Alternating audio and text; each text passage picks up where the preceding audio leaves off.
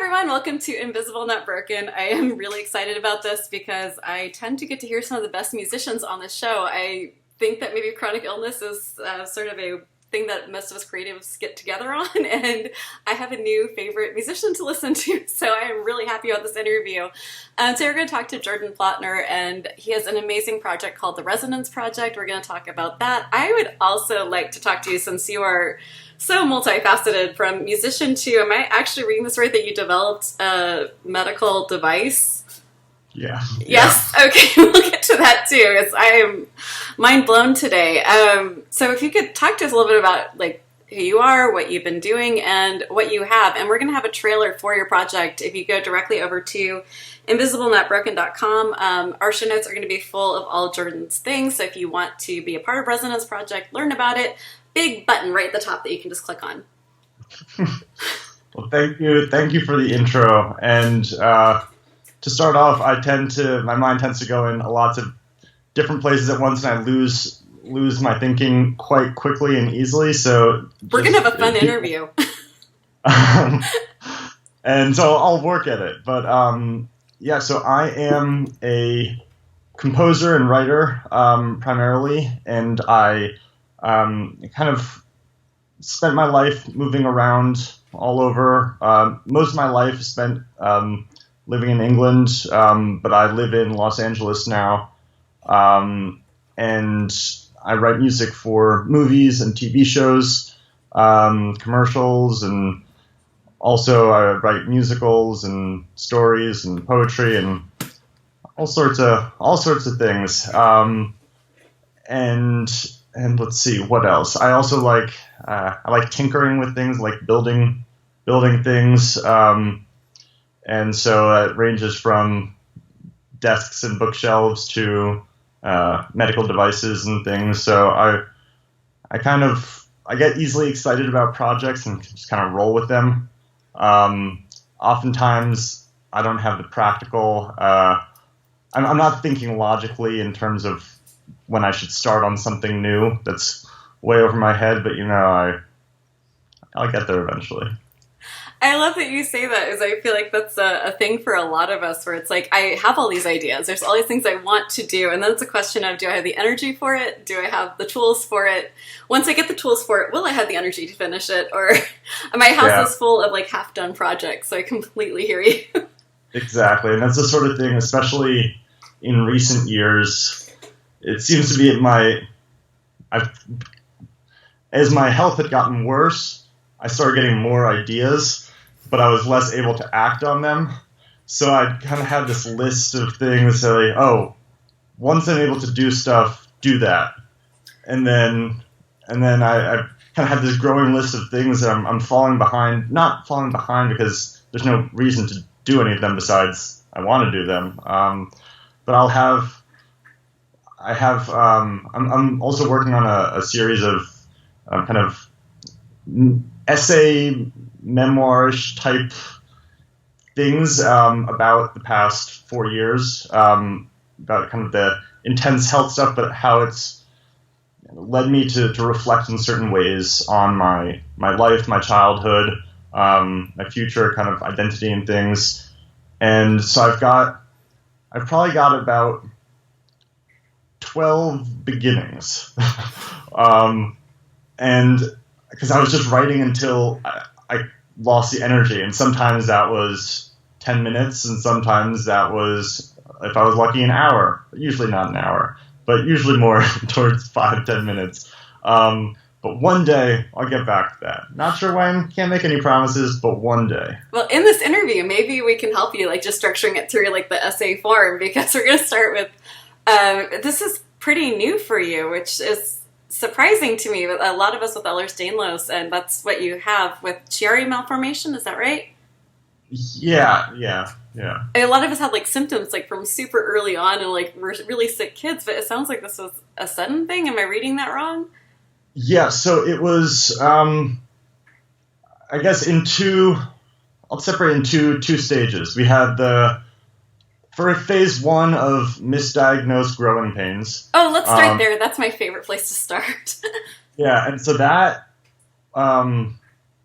was I really began, I guess, at age 12, 11. And so certain things that in hindsight now know, oh, that was EDS. But back in the day, it was growing pains. What's a growing pain? I don't really know. But this was definitely a growing pain. And so it ranged from knees and elbows and shoulders and exercise-induced asthma. That wasn't a growing pain, but that was just something else that was probably a puberty thing. Who knows, right? And so none of those things were really real. I mean, they were real in the sense that they were very painful and prevented me from doing things, but there was no real diagnosis or treatment. I had these big hulking knee braces that I used to wear on middle school basketball team. Oh, that must have been easy to deal with in middle school. It was hilarious. Not hilarious. It was a little funny just because, like, who's this middle schooler with these huge knee braces on? Like, is he an old man? Maybe. Maybe, because I also have gray hair. And so at an early age, so I was like, who is this small child with gray hair and huge knee braces? That's me. And so that was phase one. But it's interesting. Going through phase one's a little different from reflecting on it because, kind of in middle school and around that time, sports were my favorite things. I played 3 seasons, and it was, if you had asked me, I probably wouldn't have been coherent enough to talk about my identity at that time, but my identity would have been grounded more in sports and being an athlete. And that all took a turn when I couldn't really do that. And so I guess beginning of high school, is when my knees would just start giving out, and so I wasn't able to play soccer, basketball. I played baseball just because there's less running, until I couldn't really throw, and so played first base. And then, but that also kind of the time that I spent playing sports, I was now able to devote to music, and I was kind of at that time where I started taking music more seriously. And started practicing more and participating in other ensembles and orchestras. And so that's kind of when my music, I was like, oh, this is something I like, and I can do this. And so that was, I guess that's the summary of phase one. Phase so I'm kind two. of curious though, because like, yeah. I've done this for like, I think almost 2 years now, and it seems like all of us who were sick as kids who actually had like physical limitations when we were growing up, even though we tried to do things, once we realized that wasn't necessarily that possible, a lot of us seem to turn to creative pursuits. And I find that really interesting. Really? Yeah, and it's even just not even people I've interviewed, but just people I've known, like car accidents. Anyone who has like a limitation as a kid tends to go really interior. And I'm just kind of wondering how that worked for you, like socially, how your friends were, how your family was through like high school and junior high. Did you have support? Were doctors, is like, I know from my experience, like doctors were telling my parents I was insane and that there's like no way that this was a physical thing. So I was curious if you got the same like feedback from doctors and family. Yeah, so number one, family was incredibly supportive and always there for me. And in terms of other kind of social, before I get into the medical side, so my brother is 3 years older than me, and has kind of been a superstar at everything in life. And so he was a senior when I was a freshman in high school, and he was kind of the celebrity of the school and was the best athlete and kind of the star.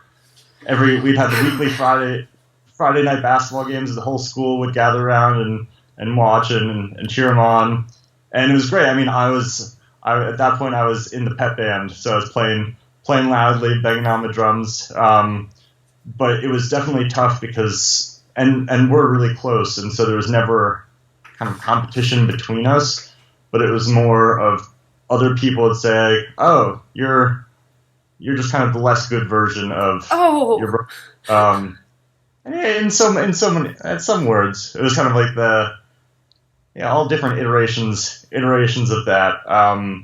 And so that was tough in terms of trying to reassess who I was given these limitations, which still nebulous limitations. I didn't really know what they were, but I knew that there was something that was not working quite right. But again, family was very supportive, and if my brother had been anyone besides the incredible person he is, then it would have been much harder. But luckily, he is who he is. And so, friends, social life changing kind of on the whole at that point anyway. Mm-hmm. So early high school, and I guess this is the first time I'm thinking about it now in this context, but early high school was my aspiring beat poet phase. And when I became the angsty jazz snob and was reading it on the road and had Howl. Oh my God. You are speaking my language. Yeah, I was a snob. Now. But I was the sort of thing where I'd be invited to parties, and so I'd go to them, but I would sit in the corner and just be like, I don't want to be here. I don't want to be here. And then just like silently just be in my head, which is great, which is always what you want in a 10th grader. And so that was productive. But then I'm trying to think. I think at that time it was easier to accept medically what was going on because I had accepted the fact that I wasn't going to be playing these sports, and given that, like, my knees weren't really that important in playing bass or playing guitar, like they were just kind of chilling there. And so, yeah, I would experience pain, but it didn't, in my mind, there was all sorts of other stuff going on, so I didn't really devote my energy to thinking about that in a sort of way of how can we fix this. It was just kind of like that's growing pains, I'll grow out of it, doesn't really matter now, suck it up, sort of thing. It's just interesting how our life choices when we're sick, it doesn't even seem like it's something we necessarily make consciously. It's just like, oh, so this isn't really happening for me over here. And like even as kids, we start like pushing away from things just because our bodies aren't doing it. And then we just sort of like fall in on things that we think we can do. It ends up like really defining what most of us end up choosing to do for a living or what we study. Yeah. And I've also found it fascinating. I've been thinking about this actually in the past few days. Where I have a habit of when I start feeling badly, I will I will like refuse to sit down, or I will refuse to lie down, or if I know that if I lie on my little pinky ball, my exercise ball, I know 100 times out of 100 I will feel better after that, but some part of me still now, when I'm feeling badly, I will not do it because I think part of me is fearful of if I get down, I won't be able to get back up. And I think a lot of that stems or is rooted back in kind of the early middle school days a number of things, but playing sports where was very much in the mentality of if I'm hurt, push through it and fight through it. If something, and just kind of dealing with it and moving on and keep going forward, and kind of this notion of progress. Been through shit, but we're gonna still get there. And so I think that's ultimately I think there have been some positive things come out of that because I'm able to, when I'm anxious and stressed, I overwork, so I end up coming up with things. But on the flip side, it's not quite. I'd imagine it's slightly detrimental to my health. So yeah, So I'm trying to be more aware of that and mindful of that in the present. So how do you do that? I'm totally not asking for advice here. How do you do that? No, that's a great question. Actually, I got a new. I'm a sucker for little gadgets and little things, and so I just got a new. This is not an endorsement, or I mean, it's not an official endorsement. I'm not being paid by this company. None of us are getting paid for this, by the way. No one on this podcast gets paid. Okay. It is a Garmin, what is it? Garmin Vivo Smart 4 or something. It's like a Fitbit type thing, but usually people wear Fitbits, I think, when they want to exercise. And like, how many steps, how many miles am I running? I'm not running any miles. But this, one thing I saw about this that I like is, one, it's regulating heart rate, but also sleep patterns and kind of oxygen levels in your blood and these sorts of things. So, and it's kind of aggregating all these to give you some sort of numerical representation of your current body battery level. So it's like in a computer, like your battery is 50% full. Like, you should go to sleep for a little bit. So it has this sort of equivalent where it's like your body, it needs to be recharged. Like, take a break, lie down, go for a walk. And so it gives you, I mean, I've only had it for a day, so I don't really know. And it's told me to go. It's been telling me a lot of things. Go for a walk, lie down, take a break. I'm currently at 30% battery life for me. I haven't gotten above 34 yet, so we'll see. I'm optimistic. And it also monitors all your different phases of sleep and different sleep cycles. So I think I got something like, it was almost 9 hours of sleep, but it was like, you had 1 good hour of sleep. I was like, nice. Good. What, 1 hour? That was well done, sir. Well done. So for oh my goodness, that's brain fog that just set in so fast. I had a question and it just like, I was like, yeah, that's cute. You thought you were going to actually ask something. Yeah, gone. Done. For, you have Ehlers Danlos and the Chiari, do you also have POTS? So I'm operating under the assumption that I likely do have POTS. I had a tilt table test when my symptoms so my phase 2 symptoms, which was a spinal leak, my sophomore year in college. And so... Could you take a minute and just explain, as I don't think if you have not had a spinal fluid leak, you understand what that's like. Can you explain what joy that is?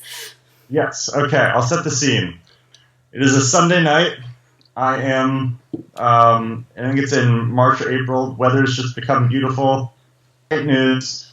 And I'm sitting down just in a chair, not doing anything, chatting with friends, and suddenly a wave of fog just creeps up and just kind of smothers my brain. And at first I was like, what just happened? And I thought maybe I was dehydrated or something, so I went and chugged a lot of Gatorade and then went to sleep, and then woke up next morning and couldn't be upright.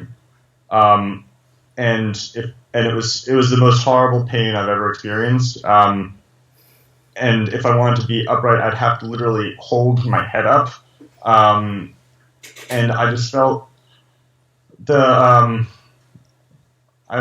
one for using obscure analogies, and so if it makes sense, roll with it. If it doesn't, also roll with it. But I was describing it as kind of my brain was like a paper mache construction in which there's the balloon, and then there's all the paper mache on the outside around the balloon. But the balloon's expanding, and the paper mache is like shrinking. So everything is fighting the pressure inward and outward, but everything is conflicting and feels like it's about to both simultaneously explode and implode. A fascinating feeling. And so I went to it was my girlfriend was like, you should go see a doctor. And I was like, that's probably a good idea. And so I wandered over to the health services where they recommended I go to mental health, and which yeah, that makes sense. Yeah, absolutely. Crippling logical, cognitive, and neck pain. Go see mental health. And so I kind of pushed them on that.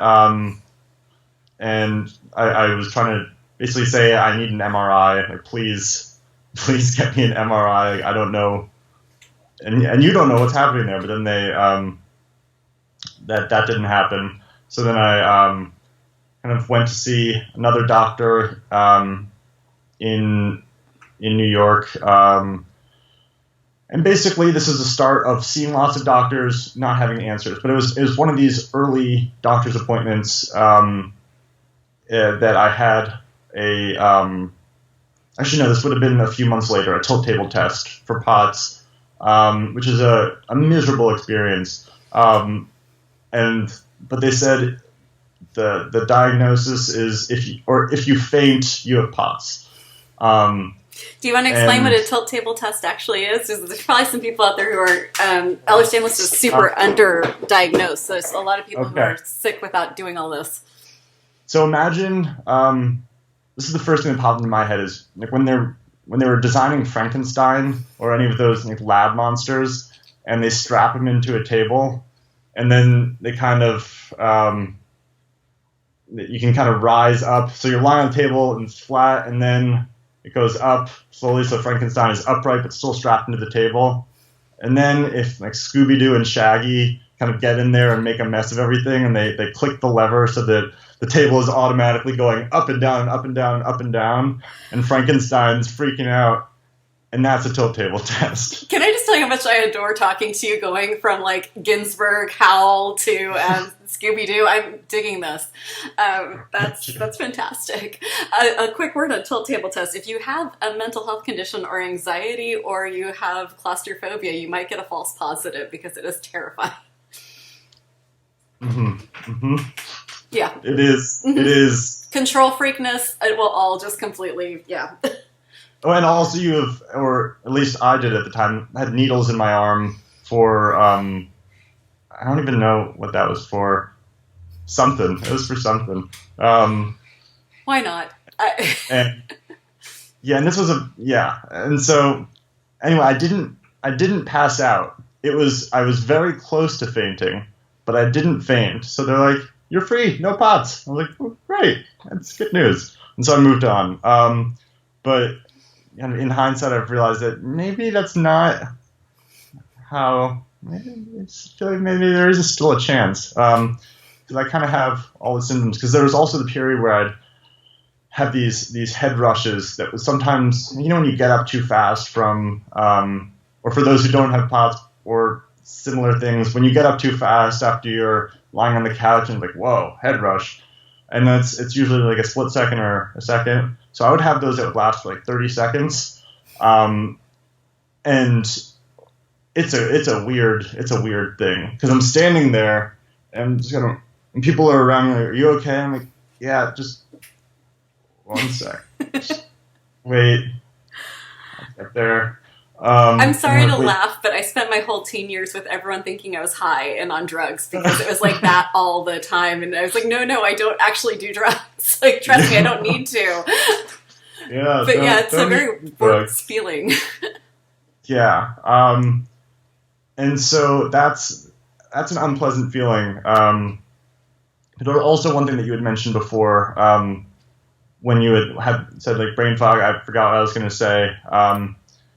And that happens very frequently with me as well. But another element of that kind of sometimes it was like I'd lose a train of thought.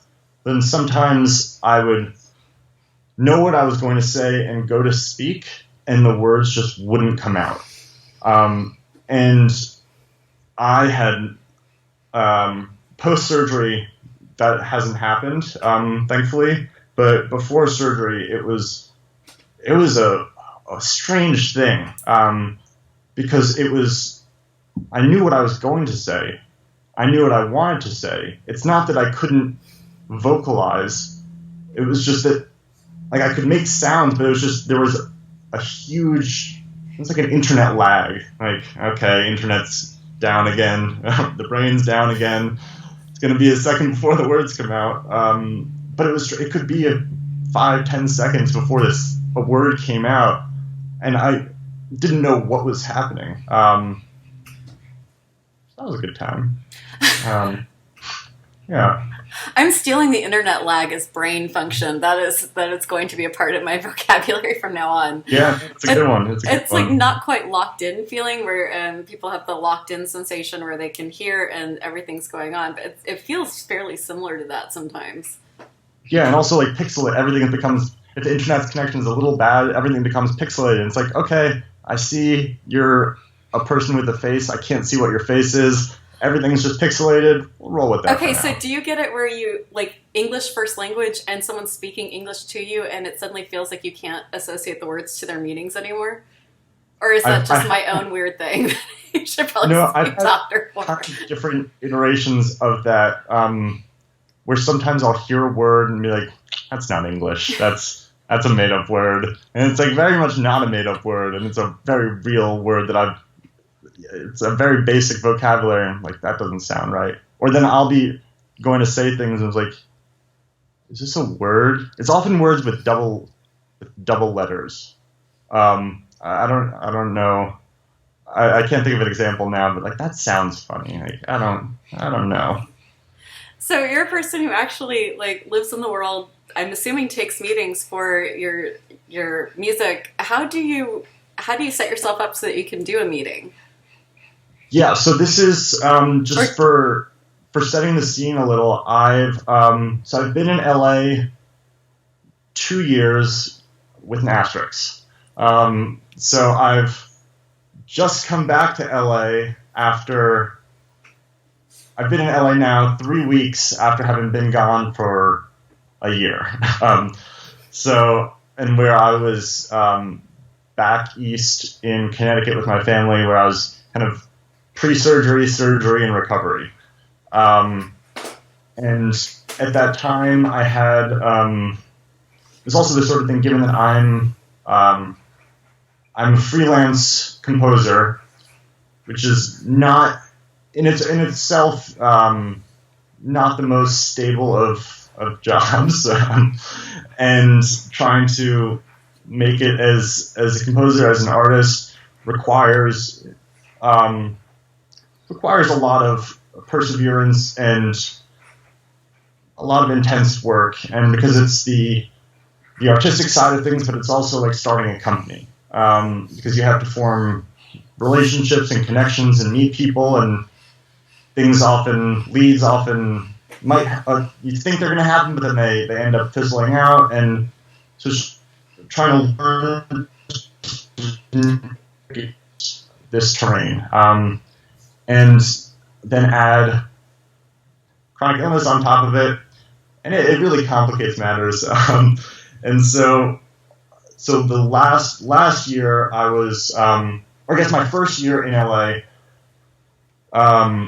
was when health stuff was no bueno, and I was still trying to, this is my first year in the real world, trying to make it, and there was a very much a balancing act. I'm sorry, you guys. You please keep talking. If you are watching this on YouTube, you'll notice me getting up. But if the panting is not a porno phone call, that is my pug who is not enjoying the heat. So I'm just going to put her outside. If you could keep talking, that'd be great. But she is extra today. And so it's definitely difficult. Given that I have no idea what was going to happen 10 minutes, and then the next 20 minutes, the next hour, day, week, how I'd be feeling, if I'd be able to work on a project. And I've never... So how did you handle that with clients? Like, were you upfront about health issues, or were you just burning the candle at both ends, trying to light the middle? That's the one. Yeah, I'm familiar with that one. Yeah, so I was not upfront with anyone. I mean, in work wise, in my own head, I was trying to separate personal from business, but it's all. Who are we kidding? It's all one thing. But we do make an awfully good run at that. People are like, "You're really good at." I've learned recently, like, "You're really good at faking it." I would never have known. I'm like, I know. Thank you. Decades of experience doing that. Yeah. I'm horrible as an actor. Would never want to be acting in a movie or anything. But this, I can act. I can do this. I had to really tap into my 4th grade Pied Piper acting chops to channel that. If you want to post video, we can put it up on the show notes. Oh no! Oh no! I don't even know. So I remember there were a few moments that were just kind of epic in their like, oh my god, all this is really happening right now. There was one day I guess it was when I was in LA before surgery, and again, health wise was not doing so hot, and was having all sorts of health insurance issues with my health insurance provider because they had misfiled the paperwork, and so that had kind of I kind of delayed my whole getting insurance thing, so I was having to pay for everything out of pocket, which is also great. Anyone starting out in freelance composing, try to avoid any insurance, get everything out of pocket, pay for everything out of pocket. It really does wonders to business life. So a quick little note for our international audience. If you have not listened to the podcast before and heard me on my soapbox, I will not stand on soapbox today. I'm too tired. But we are in the United States, and we do not have socialized medicine here, even close. And if you are doing anything on your own, like a composer or I was a photographer, we have to pay for our insurance out of pocket, which I think I was paying $1,000 a month when I was paying, that eyebrow raise, and that was through a thing. But most of us who have full insurance either get it through our parents until we're 26, or we get it through working 40-hour-week jobs from a company that is big enough to provide that. So that's just my little aside for all of our international audience who are like, but why was insurance expensive? So it can be up to $1,000 a month if you're paying out of pocket. And so it was a combination of that, and then needing to pay for all of my medications out of pocket as well. And so there was a day when it all kind of came together where I, health-wise, baseline was not doing so great. I was having 2 days worth of withdrawal symptoms from the medication that I wasn't able to get refilled because I was waiting for the insurance company. I had just gone to come back from a funeral for an old friend, and right as I got out of the funeral, I had a client needing a commercial within 4 hours, and so I was like, "Hey, this is it." And so that's one of the moments that it just kind of all came together. And it was like, okay, this is it. This is life. And then pushed it. But since then, I mean, post-surgery, it's been much easier. I mean, post-surgery, granted, I've been recovering for 5 months or so and have been, that's been a challenge in itself. But now that I'm kind of one step closer to normalcy, at least given my craniocervical situation, I'm more trust in my own sustained energy levels, and that I'm able to not go a whole day necessarily, but I know that if I go to a meeting, I'll be fine throughout that if I caffeinate and and so I'm less concerned about that. And but it was definitely a challenge because when I was right before surgery, I was doing work up until the day before surgery, and started work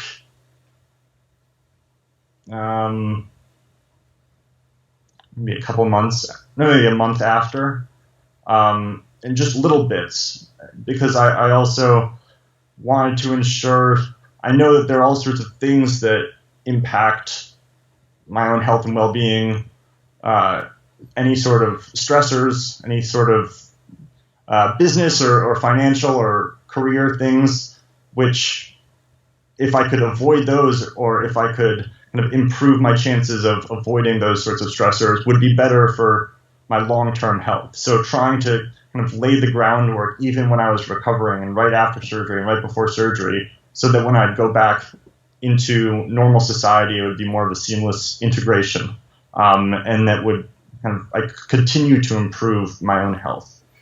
But yeah, you got to be thinking about lots of things at a time, and definitely a challenge. But yeah, my dad once, when I was younger, apologized because he was the one who really got me into writing songs and writing in a notebook and writing down my ideas. And he apologized to me once for never being an abusive father. And I was like, what? And he's like, I feel like all the best songwriters always have abusive fathers. And they give something to write about, and I've never given you that opportunity. I'm like, I think we're okay with that, Dad. But you got the disorders, so you've got. I got the disorders, so that gives me plenty to write about and plenty to think about. That is a new way of looking at things. Since there's always that adage that art comes from pain, and it's. I don't do. See if I can actually form a proper sentence.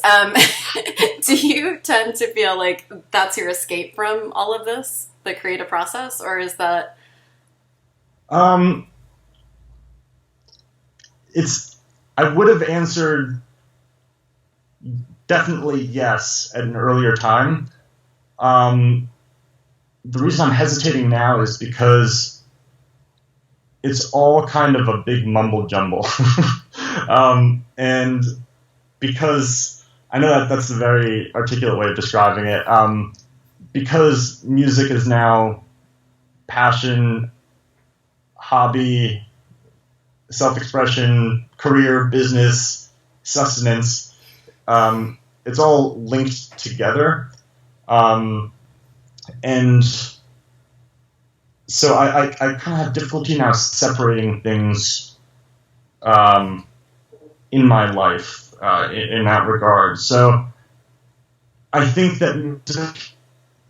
So whenever I start talking over Jordan, it's because we're having buffering issues on Skype. I swear I'm not being rude. You're back now, though, so that's good. Okay, back. In terms, I'll take from the reflexive approach that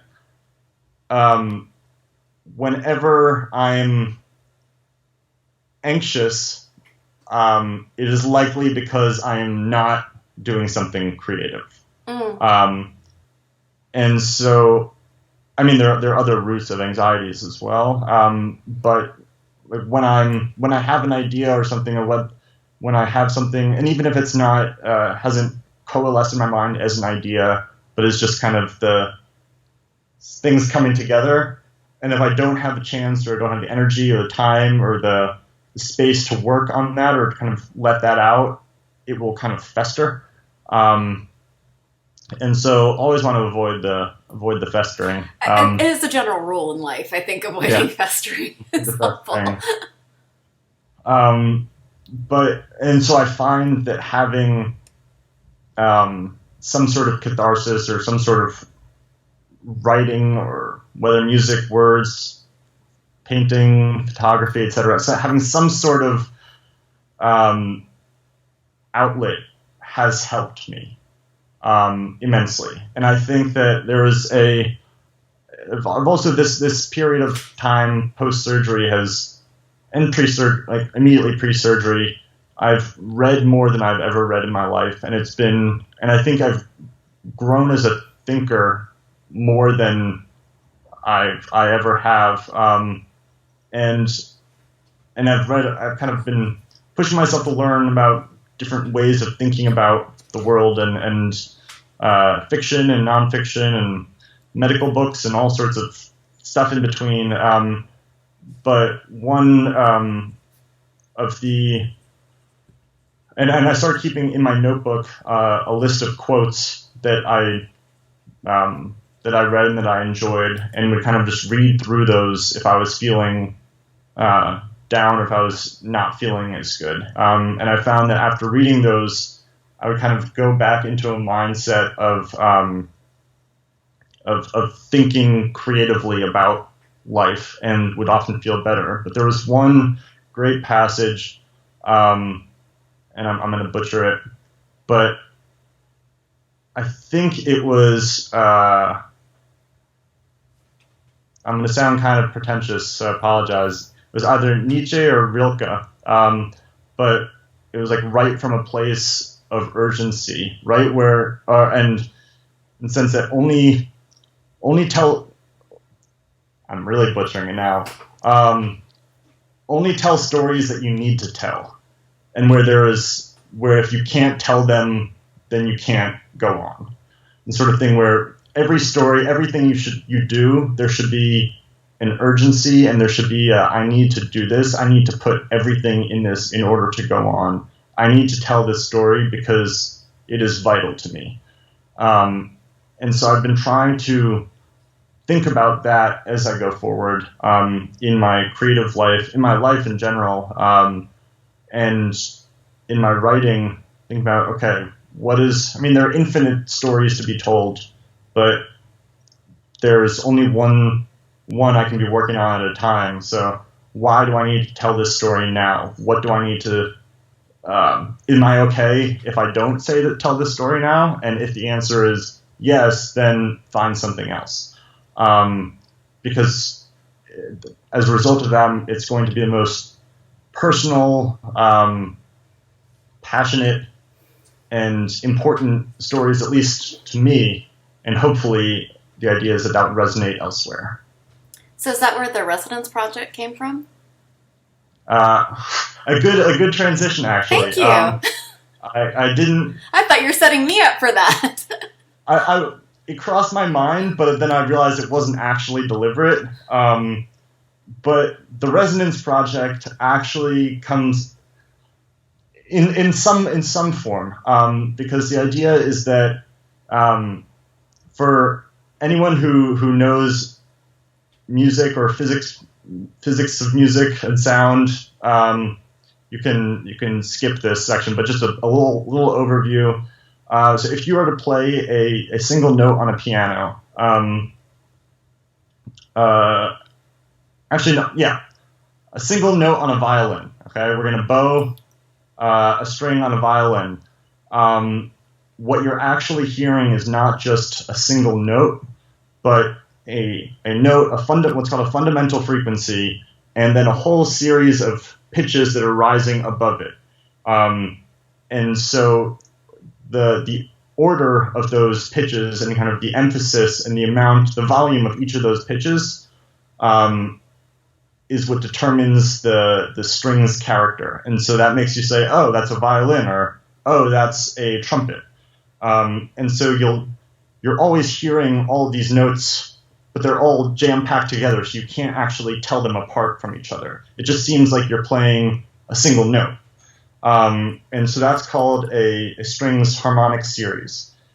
And so what the idea here is that if you have a violin and the violin doesn't have a body, which would be quite sad, and you're just bowing the string, the violin's going to make a sound that's going to be quite quiet because it's just the string vibrating. You won't really be able to hear anything.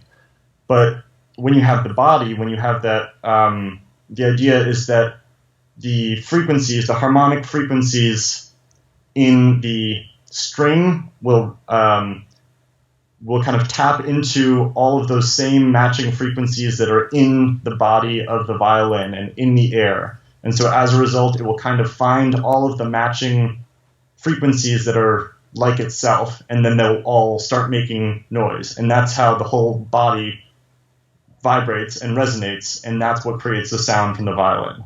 So in one step back, in a simpler way, it's like if you walk into a room of strangers wearing all sorts of different colored shirts, and you're wearing a purple shirt, and it's like walking in, and everyone wearing purple shirts is like, oh, it's you, purple shirt dude.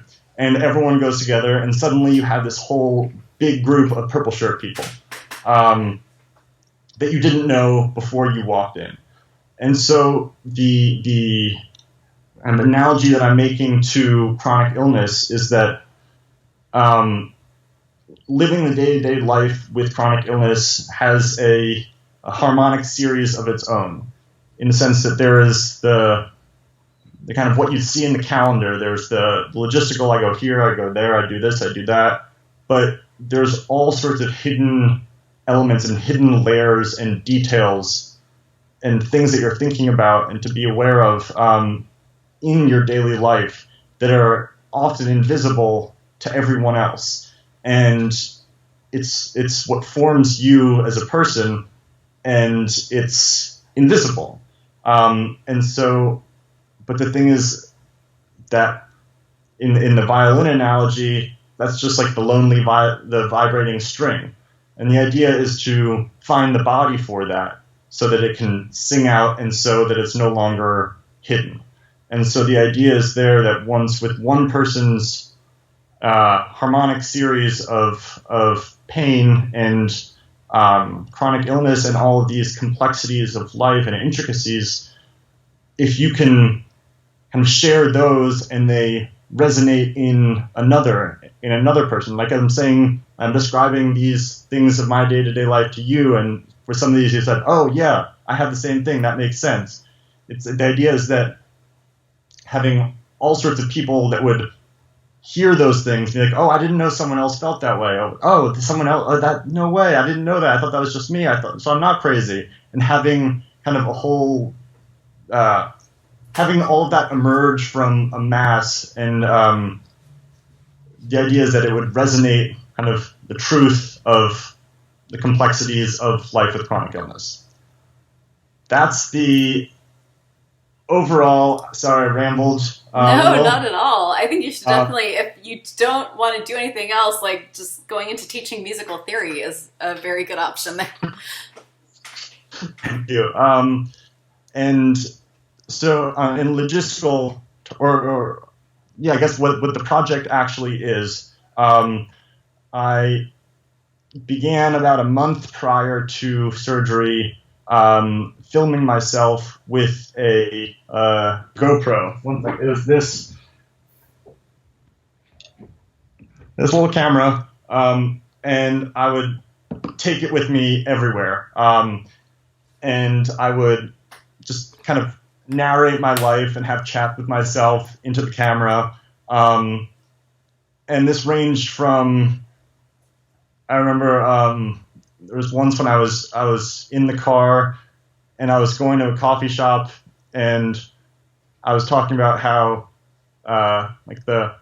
there's all sorts of great moments of tension and like weird social interactions in a coffee shop with eye contact, about when you look at someone, when they look back at you, if you're looking at them to try, but you don't think they're looking back at you, but then they look at you. There's all sorts of things. So I was kind of rambling in a Seinfeldian manner about that. And then also there are times when I'm really slumped out and lying on the couch and can barely move, and like I feel quite badly. And then as we go into surgery, the moments leading up to surgery, I use it as a little spy cam.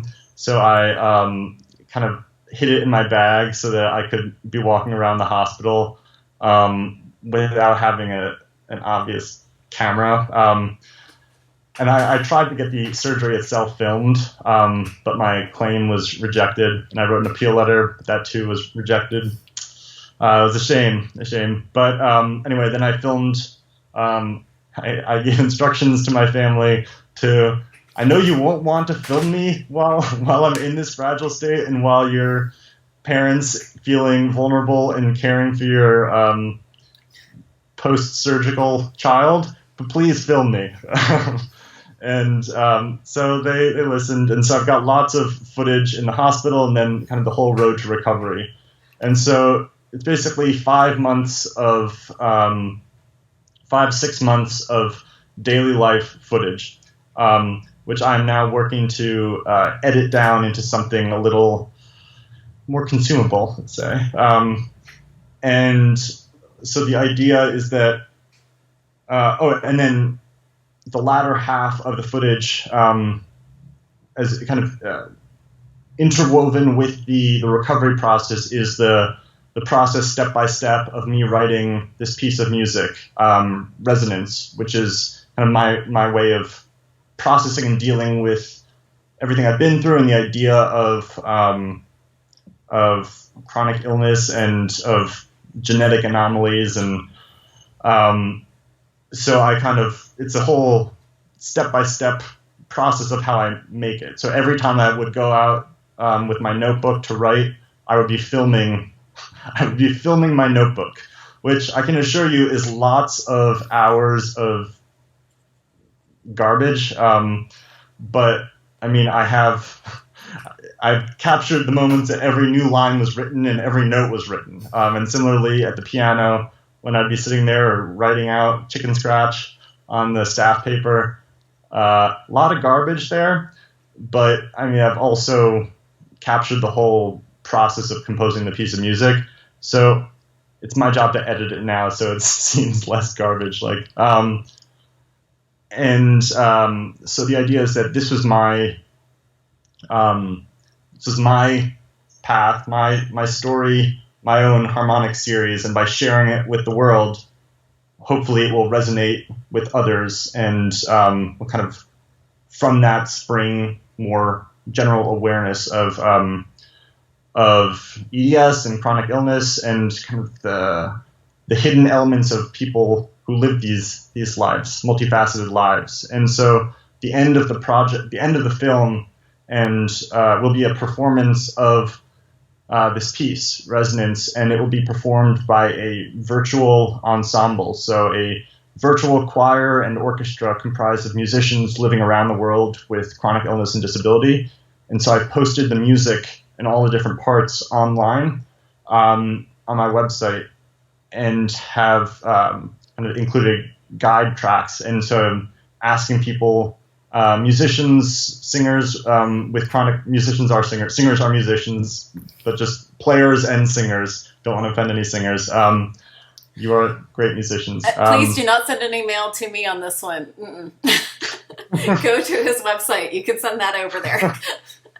And so basically record a video of oneself performing the parts, your individual part in the song, and then you'll send it in to me, and I'll edit it all together and make kind of an orchestral collage, and that will be the piece. And when do you need the submissions by? I put on my website mid-September. If you can get them to me at that time, great. I know that's not likely going to happen, so the date is flexible. But okay. But send in when you can. Okay, we'll try to get this out in early to mid-September. We will do our best to push this episode forward. But there's no pressure. Whenever you can get it. That is wonderful. Do you have anything else that we did not cover? Because I will completely kidnap you and keep you on this episode for as long as possible. We're getting close to an hour, and I don't want to take up your whole day. Do you have anything that we did not cover or that you wanted to push forward? I guess the one thing to add is that I realize that So it took me from the time I really started looking when symptoms became really serious to diagnosis was about 4 years or so. And that seemed like a long time, and it was. 4 years is a long time. But I had read online that the average EDS diagnosis is something like 18 or 19 years, which is horrifying. And so whenever I feel that 4 years was a long time, I think about, okay, think 18 or 19, but also I am living alone. I don't have to support a family. I have people around me who care for me. If I had to support a family, and if I didn't have anyone else to be there for me, there wouldn't be time to spend doing all of these, kind of going on what might be like a wild goose chase in search of something. And so I'm aware of that, and sending strength and good vibes, good perseverance vibes to all those going through this or in search of a diagnosis. But I urge everyone to be as knowledgeable as possible going into doctor's appointments, and be as you are in control of your body, and you need to be in control of the knowledge of your body as well. And obviously a doctor went to medical school, so they've got a little bit of a leg up on you. But it's really helpful to know as much as possible so that you can go back and forth and ask specific questions and be clear in what you want and your issues and concerns with doctors, because I found too often I've been kicked out of the room way too quickly. Even if I think if I've done my research going in, I know what I want to ask, I kind of go through all my questions and they're all dismissed, and then I'm shooed out, and before I can even realize it, I'm like, wait, that just happened. I prepared for that. Oh man. And so it's inevitably going to happen, but trying to be as knowledgeable as possible will save you great time and pain. I don't know about you, but I have pretty much white coat amnesia anxiety disorder. So the second I see that white coat, I like shut down and go into like an absolute panic attack and can't think. So I just want to add one more thing to that, is that if you think you have a disorder, going onto, and I'm not the biggest fan of Facebook, but if you go onto Facebook, there's always groups for those disorders, and asking people, what would you ask the doctor? And getting lists of questions from people who have been diagnosed from that before can be really a lifesaver when you're going in and all of a sudden you're like, I don't even remember my own name. I don't remember what my symptoms are. Never mind. I don't know what I'm doing here. Goodbye. Like, it can really help to just have a notebook where you have like these questions listed. So that's my advice for the day. So we are still having buffering on Skype. I love Skype. Sorry. We've got to find a better alternative here. We tried Zoom and it didn't go any better. So unless I'm going to get some major like funds into this podcast, I can fly to meet people. We're just going to have to deal. So if you can, go over to Jordan's website. If you go to our show notes, it is a very large button at the very top. I hope Jordan's okay with this, but I did put a link to his music right underneath because that will be my playlist while I'm doing my writing. I'm almost at the end of the book, so it's good to have a new playlist for that book. I appreciate having that now. Is there anything that we did not cover that you wanted to scooch in? I don't think so. I think we're thorough. We covered sound, so I think happy about that. Well, I hope you come back on when you're ready to release your project, especially if you just want to come back on. We do panels all the time with people where they come back on to talk about a specific issue. If you want to come back on and talk about getting a project together with chronic illness and how you're able to do that, I would love to have you back on. This was a lot of fun for me. I mean, anyone who can quote Nietzsche and the Beat Poets and then go to Scooby-Doo, I had a blast talking with you. That was so much fun. Appreciate it. English literature major, and I have no one to talk to about any of it, so it's really fun. So yeah, please head over to our show notes. That's the best place to go is invisiblenotbroken.com. And if you want to be nice to us, the best thing to do is still go over to Apple Podcasts, leave us reviews. I do read them, I promise. Even the other ones that I don't love reading, I still read all of them, and I do take all of the advice. I try at least. So thank you for all of that. And I think we'll just end this with the tagline, which is be kind, be gentle, and be a badass. You can do it. Thank you so much for having me. Really appreciate it. Anytime. I hope you come back.